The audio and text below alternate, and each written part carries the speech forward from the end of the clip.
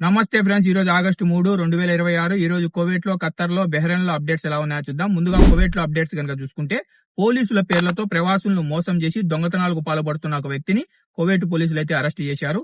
జిలేబల్ సువేక్ ప్రాంతంలో డిటెక్టివ్ నిర్వహించిన దర్యాప్తులో మొత్తం 10 దోపిడీ కేసులను అధికారులు అయితే ఛేదించారు. పోలీసుల వివరాల ప్రకారం నిందితుడు సేమ్ కువైటీ వాళ్ళ మాదిరిగా డ్రెస్ చేసుకుని ప్రవాసులను ఆపి నేను పోలీస్ అని చెప్పి వాళ్ళ దగ్గర ఉన్న వ్యాలెట్ ను తీసుకుని పారిపోవడం అయితే జరిగేది.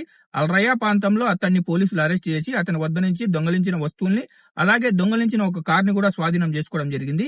విచారణలో డ్రగ్స్ కొనుగోలు కోసం డబ్బులు అవసరమై ఇలా దోపిడీలకు పాల్పడుతున్నానని అతను అంగీకరించడం అయితే జరిగింది.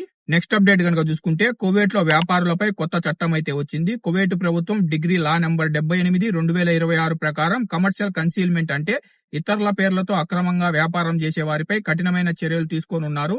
లైసెన్సులు లేకుండా వ్యాపారం చేయడం లేదా తన లైసెన్సును వేరే వారికి అక్రమంగా ఉపయోగించుకోవడానికి అనుమతించడం చట్టరీత్యా నేరము. ఇలా ఎవరైతే చేస్తారో నేరం రుజువైతే 1 నుంచి 3 సంవత్సరాల వరకు జైలు శిక్ష, 10,000 నుంచి 1,00,000 కువైట్ దినార్ల వరకు జరిమానా విధించే అవకాశం ఉంటుందని కువైట్ మినిస్ట్రీ ఆఫ్ ఇంటీరియర్ అయితే హెచ్చరించింది. అక్రమంగా సంపాదించిన డబ్బును స్వాధీనం చేసుకుంటారు. వ్యాపార లైసెన్సును రద్దు చేసి విదేశీయులు గనక అయితే కువైట్ దేశం నుంచి బహిష్కరిస్తామని కువైట్ మినిస్ట్రీ ఆఫ్ ఇంటీరియర్ అయితే హెచ్చరించింది. అక్రమ వ్యాపారాలపై సమాచారం ఇచ్చి కేసు రుజువైతే సమాచారం ఇచ్చిన వారికి 10% వరకు బహుమతి లభిస్తుందని కువైట్ మినిస్ట్రీ ఆఫ్ ఇంటీరియర్ అయితే తెలిపింది. నెక్స్ట్ అప్డేట్ కనుక చూసుకుంటే, కువైట్ ట్రాఫిక్ అలర్ట్ అయితే వచ్చింది. కువైట్ జనరల్ ట్రాఫిక్ డిపార్ట్మెంట్ కీలక మార్పులు అయితే ప్రకటించింది. Third ring road Damascus street junction వద్ద జహరా సాల్మియా దిశలో యూటర్న్ మరియు టర్న్లు తాత్కాలికంగా మూసివేయనున్నారు. ఈ మార్పు ఆగస్టు 3 నుంచి ఆగస్టు 17 వరకు అమల్లో ఉంటుంది. కాబట్టి డ్రైవర్లు వేరే రూట్ లో ప్రయాణించడం మంచిది. నెక్స్ట్ అప్డేట్ కనుక చూసుకుంటే, కువైట్ లో నర్సులుగా పనిచేస్తున్న వారికి గుడ్ న్యూస్ అయితే వచ్చింది. కువైట్ హెల్త్ మినిస్ట్రీలో పనిచేస్తున్న నర్సులు, నర్సు టెక్నీషియన్ల వేతనాలు, అలైవెన్స్ లను కువైట్ ప్రభుత్వం అయితే పెంచింది. హెల్త్ మినిస్టర్ అయిన డాక్టర్ అహ్మద్ అల్ అవాది గారు ఈ మేరకు అధికారిక ఉత్తర్వులు అయితే జారీ చేశారు. ఈ పెంపు కువైట్ ఉద్యోగులతో పాటు ప్రవాసీ నర్సింగ్ సిబ్బందికి కూడా వర్తిస్తుందని కువైట్ హెల్త్ మినిస్ట్రీ అయితే తెలిపింది. నెక్స్ట్ అప్డేట్ కనుక చూసుకుంటే, కువైట్ లోని మన ఇండియన్ ఎంబసీ అంబాసిడర్ గారైన ప్రమీతి త్రిపాఠి గారు కువైట్ డిఫెన్స్ మినిస్ట్రీతో ఒక కీలక సమావేశాన్ని అయితే నిర్వహించారు.